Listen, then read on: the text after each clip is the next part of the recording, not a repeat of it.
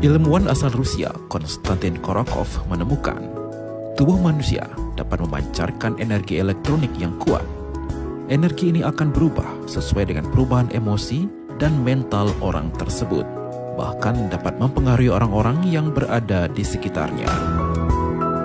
Gambar ini diambil oleh fotografi Kirlian, menunjukkan perubahan medan energi ujung jari seseorang dengan pola pikiran berbeda. Penerima Oscar untuk penelitian ortopedi, profesor dari Universitas Virginia, Lee Sutong, secara pribadi menyaksikan peningkatan kesehatan di bawah pengaruh pikiran seseorang. Di saat Ibu Lee Sutong masih muda, pernah melakukan penelitian propellan rudal di Beijing dan mengalami keracunan bahan kimia, menyebabkan gangguan fungsi sumsum tulang belakang. Kekebalan tubuh menurun secara drastis.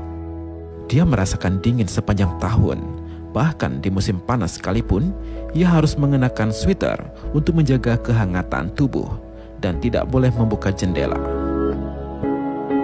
Suatu hari di bulan Juli tahun 1997, di saat ia pulang ke rumahnya dan kaget mendapati ibunya memakai pakaian lengan pendek dan duduk di ruang tamu. Reaksi pertamanya yaitu menutup pintu jendela. Ibunya berkata, "Tidak perlu. 2 bulan ini saya mengikuti sejenis latihan Qigong. Kondisi tubuh saya sudah membaik."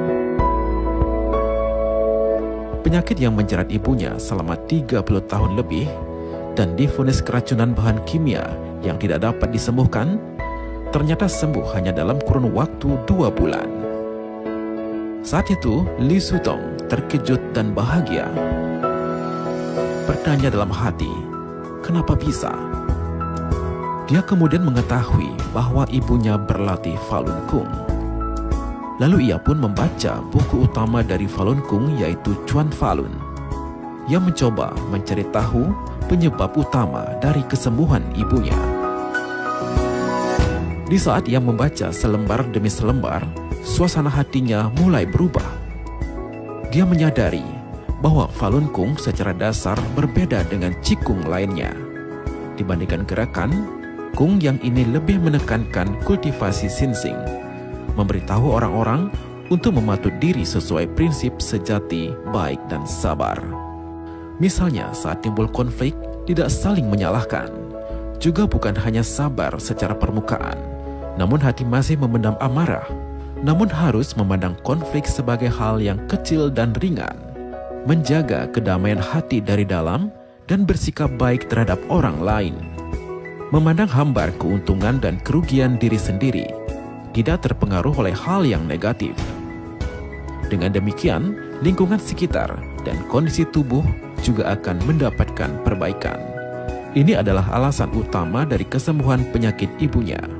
Pusat Informasi Bioteknologi Nasional Amerika menerbitkan artikel penelitian terhadap praktisi Falun Gong, menemukan bahwa neutrofil dari orang yang berkultivasi hidup lebih lama dari neutrofil dari orang yang tidak berkultivasi.